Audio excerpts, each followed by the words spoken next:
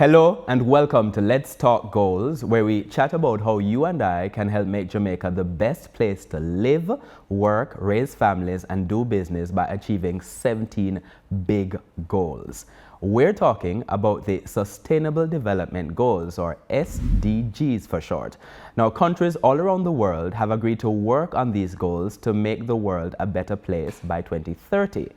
The idea is relatively simple. Everyone, everywhere, should be able to live a good life without harming the planet. That's what we mean by sustainable. That's the sustainable part of sustainable development. As without the planet, we don't have a home. So these goals are really about keeping our home functioning well. As I've said throughout this series, at the end of the day, a national plan is just that, a plan for every Jamaican national, for every person. We live in our homes, we live in our communities, so we have to act. So it's all about partnerships. Today, the goals in focus are Jamaica's educational goals, and our guest is the Honorable Minister of Education and Youth, the Honorable Fayval Williams. Good morning, Minister. Good morning, Archibald. And thanks so much for joining us. I want to talk a little bit about the Sustainable Development Goals, how education connects to the SDGs. It connects very well, because as you know, SDG goal number 4, quality of education, is what targets the educational sector in all the countries. And for us, we take it seriously because we know that for our country, education is the one thing that is going to help to propel us further along in terms of economic development, but also in terms of our own goals, or as an individual, as a family, education. And there is just a lot of data that you can look at to see the difference between students who graduate from high school and go on to tertiary versus those who don't. You can see it in the types of jobs that they end up getting, and more importantly, the compensation in the jobs that they have. It has been measured, and it's significantly better for someone who goes to tertiary versus someone who doesn't. So it's a quality education. SDG goal, and let me read it out. The goal is to ensure everyone gets a good education and opportunities to keep learning throughout life. But as you've been saying there, the education connects to other goals as well. And I want to bring up another one here, which is goal SDG 1, which is to end poverty everywhere. How does education help achieve that goal as well? So again, absolutely, it is connected, and it's going to help us to achieve that goal, because becoming educated means the type of job you're able to get is significantly better. That means you have more income, you can care for your family more, you can give them the kind of housing, the kind of services, whether it be health services, educational opportunities. You're able to do that better. So we encourage education as a base for everything that we do in Jamaica in our lives, whether it's spiritually, economically, or otherwise. It just makes us better citizens. Now, while I don't want to go through all of the other goals, I'll certainly mention a couple of the others. Also connected to SDG 3, which is good health and well-being, SDG 5, which is gender equality, SDG 8, which is decent work and economic growth. You've been mentioning there the link between education and just getting particular kinds of jobs, yes, for instance. Yes. Reduced inequalities, which is SDG 10, and even climate action, which is SDG 13. In terms of being able to achieve these goals, though, it also means that you have to tackle particular problems that boys and girls face in the sector. Let's talk first about those realities. What are some of the challenges that they face? So I'm glad you touched on that, because when I go to these international conferences on education in particular, there's a lot of talk about paying attention to girls' education, and that is good, that's excellent. But in Jamaica, we have the reverse problem, where our girls are making way more progress than our boys. So we're calling on our teachers, we're calling on our early childhood sector, the practitioners in that, to pay attention to how boys are learning. What is it that will encourage them to learn, because we don't want them to be, behind the girls. We want them to be progressing at the same rate or better, than our girls. And so in Jamaica for us, we have to work on that. How do we get more of our boys in the formal education sector working towards excellence? Now, you mentioned there specifically boys and what can be done in terms of boys. There are particular areas for girls as well, I imagine. Right, what can be done in terms of how we enable boys? Well, when I speak with some principals who are seized of this in their schools, I hear things like pulling out boys out of class and having boys together with boys so that you can talk about those sensitive topics to boys, you can offer that male mentorship to boys, and they're seeing the difference. I know on the international scene, when you talk about teaching boys differently from girls, there's kind of a negative reaction to that. But I say to them, this is our reality in Jamaica with which we have to find solutions. And if it requires pulling boys out and teaching them together as boys, then that's what we have to do to ensure that they keep abreast with the girls, because of course we want, gender equality and so on. So when you talk about gender equity or equality, most of the time it's girls that come to mind, women that come to mind. But guess what? Here in Jamaica, we need a special focus on our boys and our men. No, that's one of the areas of focus for the Ministry of Education generally, but you have other areas of focus to tackle some of the, to transform the education sector. Could you outline what are some of your major areas of focus in terms of getting that transformation? Right, so if you recall, a couple of years ago, the Prime Minister commissioned a very distinguished panel of persons to look at the education sector and to come back with recommendations as to how we can transform it. It took some time, and they did just a wide cross-section of consultation, came back with a very thick book, lots of recommendations, 365 to be pointed about it. In order for us to manage those, we prioritize them into 7 pillars. So it looks at early childhood pillar, it looks at governance, looks at teacher training, curriculum, looks at TVET, looks at tertiary, infrastructure and technology, and the whole business of how do we finance education in Jamaica. So those are the 7 pillars under which each of those 365 recommendations fall. We've prioritized in terms of time. We took the time to ask Mona School of Business to take a look at all of these recommendations, help us to put together a project plan. So we got a sense of the time frame and the cost of what this would mean, and we've done that.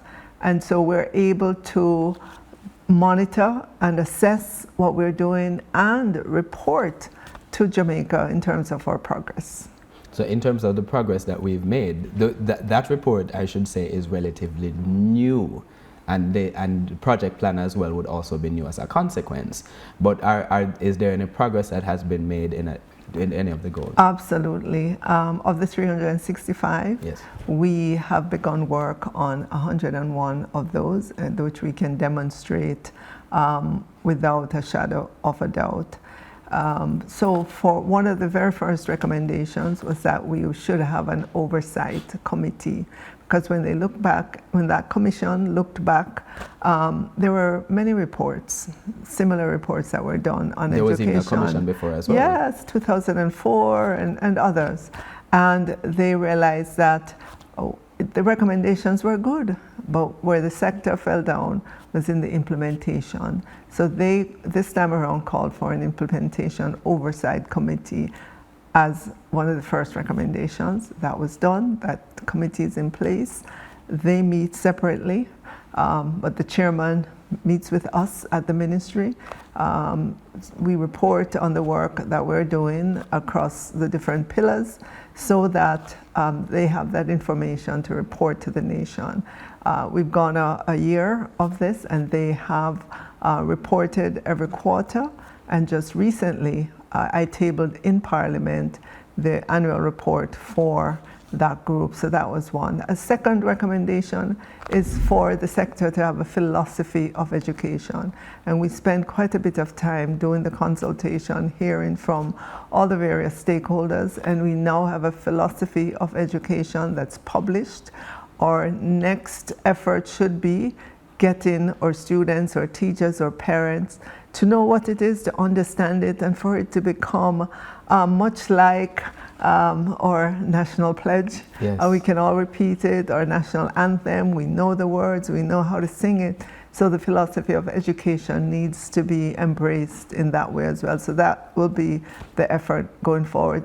Those are just 2 examples out of 101 of the things on which we have started. It's quite impressive you've been able to do 101 in such a short space of time. The report just came out. You know why? You know why? Because, again, if you look back, there were similar reports with similar recommendations. And when we look across the ministry as to what have we been doing, what has the ministry been doing over these decades, we could pull things out that immediately feed into the report. It's just that they might have been, 10% of the way, 25% of the way in. But to be able to bring them all together now and to let people understand that what you're doing has to flow into transformation, I think that has helped us to galvanize everyone in the central ministry and across the region. A key part of that is also ensuring that these goals are in line with the Sustainable Development Goals. How do you do that? They absolutely are. You talked about goal number 4. Yes. And if you drill down into that, it talks, about completing school, attendance, and all those things, which is a focus of transformation. We've laid out between now and over the next 8 years what we need to achieve in terms of literacy, numeracy, attendance, school completion. All of that flows up into having quality education. You talked about the importance of partnership in achieving these goals right there, and the philosophy is at the core of that, everybody being sort of on the same page, understanding. And so I want to move the conversation a little bit to talk about those different kinds of partners and what people can do, because often when people think about governance, they think of it as something that another group of people do rather than as something that we do together as a group of people, whether you're in business, you're in private sector, whether you're international partners and so forth. So let's talk first about what members of the private sector can do. Education, you have 365 goals, I'd say one for every day of the year, a lot to achieve, and that requires a lot of funding. If you're a member of the private sector or just anyone who has funding, how can you assist? So infrastructure and technology is one of the pillars. It's a huge pillar when we look at the total cost of what all these goals will cost us to implement. Infrastructure and technology is 2/3 of that. Wow. We have in Jamaica, and every time I say this number, people's eyes pop. We have 1,009 primary and secondary schools all across Jamaica, all right? I'm sure you know that anywhere you drive in Jamaica, any little community private you go school, into. basic school, infant school, one of them. It always used to amaze me, a country, of our size, that over decades of successive governments, we've just been able to place schools everywhere. Access to education, without a doubt, exists in Jamaica. There's no family, no child that should say they can't go to school because school too far away or anything like that in Jamaica. So in that area, I think it's an easy area for the private sector to come on board and be a partner with us. They are already.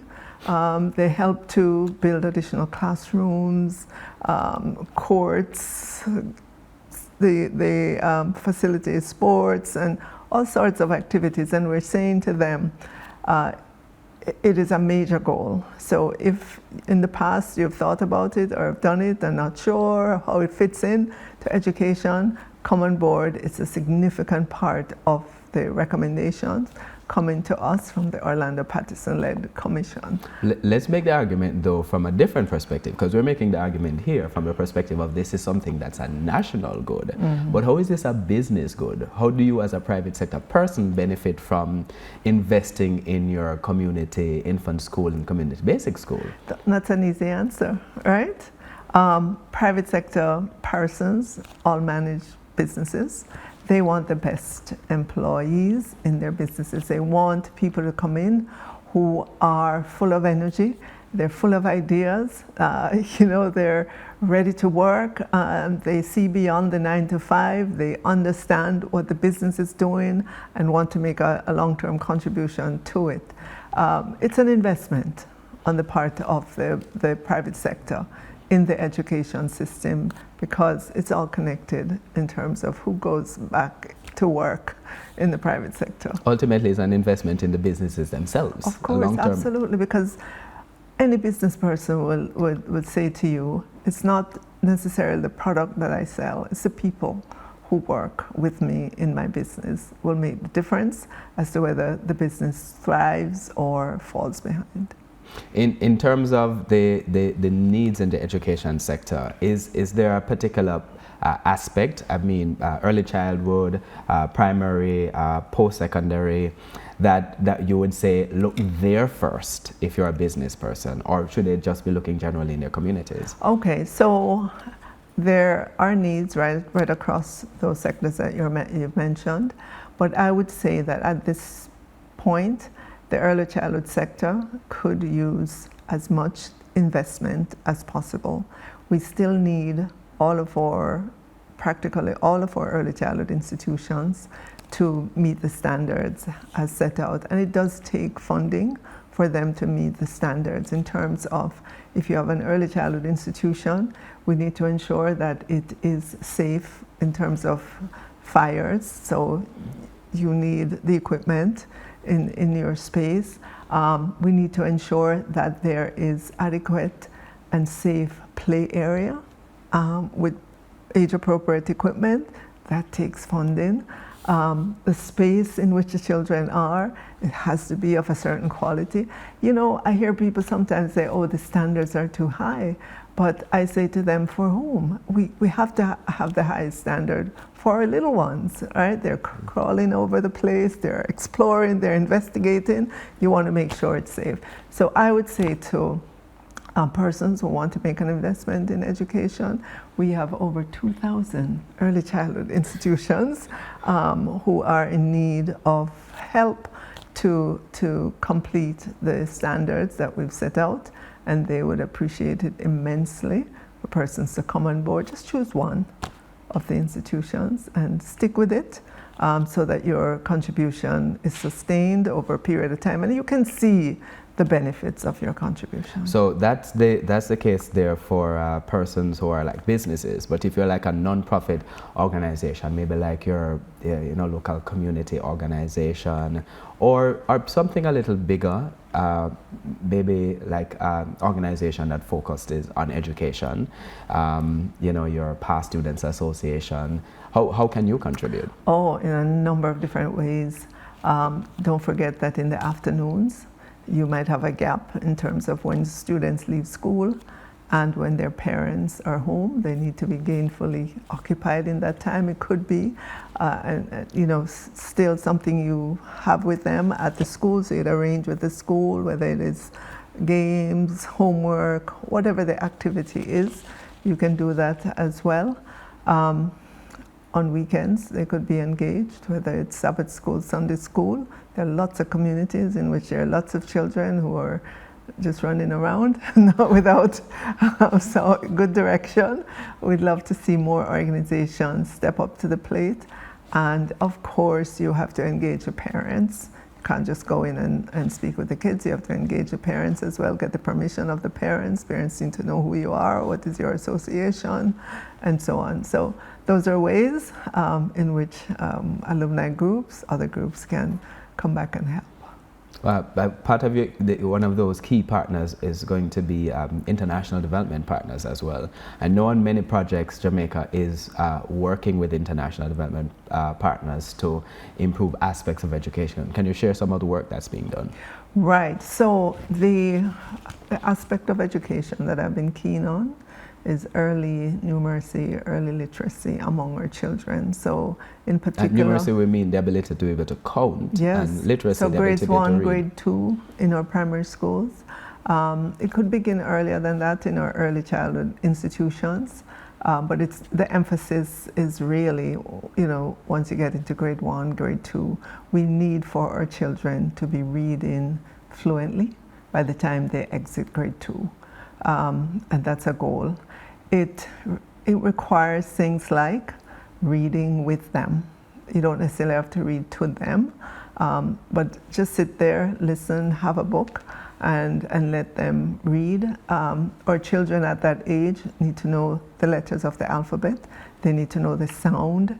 They need to know some sight words that you will always see that recur in every literature that you read. Mm-hmm. Those are the things. They don't require money. They just require time and attention for us to just be with the child. And even if it's half an hour a day, I'm encouraging every parent, every adult to have that time with a child, to just listen to them read, even if they're stumbling over the word, just allow them. You'd be shocked within a short period of time what can happen. Is that one of the areas in which international development partners are helping us with? Well, that's one of the ways. I know in our schools right now we have some pilot programs focused on reading, and international partners have helped us in terms of providing the funding for the resources needed. They're also helping us in terms of school violence, to have a variety of different sessions to help our children understand themselves emotionally, and to begin to get into our schools in a sustained way this whole idea of psychosocial support for teachers as well as our students. So there's some help there as well. Those are some of the major areas of focus. One key one when you're talking about education, especially in this sort of day and age, is technology, and needing to sort of change how we teach students, from what teachers sometimes call the chalk and talk and the blackboard. How are we infusing technology in terms of how we are trying to transform education? Well, I'm glad you touched on that. I know we have not transitioned fully away from the chalk and talk, yes. But in many of our schools across Jamaica, both primary and secondary, we are putting in technology. As you know, during the pandemic, we were able to keep our children learning. Yes. During the pandemic. We transitioned to an online space. At the time when I was asked, how are we going to continue with education, and I said we're going to pivot to the online world, a lot of people didn't believe it, but they didn't know what we had in education. They didn't know that we had a strong partnership with Google, and we were able to use the learning management system nationally. And so our children, our teachers were able to get in the virtual space and connect that way. Right now in Jamaica, we are on a pathway to connecting all of our schools with adequate broadband capability. We have done about 2/3 of our schools. Remember that 1,009 schools? We've done over 667 of our schools connected. We're not done yet. We're not finished yet. This is just since the pandemic? Yes, just since the pandemic.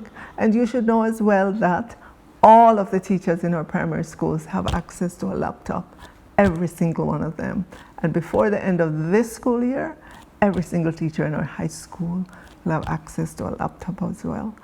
All of the technology labs in our high schools have been upgraded this school year with new laptops. And there are just mountains and mountains of resources available online. We have professional development sessions with our teachers to enable them in terms of technology, where to find information, how to use it, infuse it in their classes. We're beginning to put in the whiteboards or the electronic boards in classrooms rather than the blackboards, chalk and talk. And in those schools in which it is implemented, you can see how fun it is to be in those classes. Early days yet in terms of that, but that's another effort that's on the way as well. In Jamaica at this moment, we should be proud of the efforts on the technology front in our schools in Jamaica. You said that we didn't know when we were in the pandemic, people didn't know the partnerships we had, but people also did not know how much we'd be capable of doing and pivoting as a nation of people, because I saw lots of parents doing that. Yes, they used whatever. They used WhatsApp, they used whatever was available at the time to do it, yes. On that note, I want to talk as we close about just that, parents themselves and people in communities. Again, Vision 2030, SDGs, national goals, a goal for every national, for every person. So if you're watching this in your community, what can you do as an individual? As an individual, I want you to embrace the fact that you are not only responsible for yourself, but for your neighbor in every sense of the word. So it's your neighbor's child, it's your neighbor's aunt or whoever exists there. I think you ought to know what's going on with them as well as in your own household, because you can see how that fosters peace and just strong relationships in communities. And I know I go into several communities, and the disharmony that exists sometimes is just because people don't realize that they just need to get to know each other better. Because there will be moments of disagreement, but if you happen to know that person, then you can disagree without being boisterous and without fighting and without all of that, because you'll know where that person is coming from. All of us should be responsible for building peace in our country. Peace cannot happen without each and every one of us committing to peace in our country. And through that effort also figuring out how we can educate and take care of the sector better. Yes. I would like all of our parents across Jamaica to embrace education in a way that says, when I wake up every day, even if I don't have it, I'm going to give that last dollar to my child to go to school. I want people to just realize the significance, the importance of education. Too many of our parents will just take their child out of school. They don't have no lunch money. We don't have no bus fare. I have to go down to Uncle so-and-so, go help in at the shop, or got to stay home and clean the house. No, education is more valuable than that, to keep your child away so that they can clean the house or take care of the baby. So no, it should be only sickness that should keep a child out of school. And even then, if the child is able to, we can make sure that the child remains connected with the classroom through technology. And I'm really serious about that.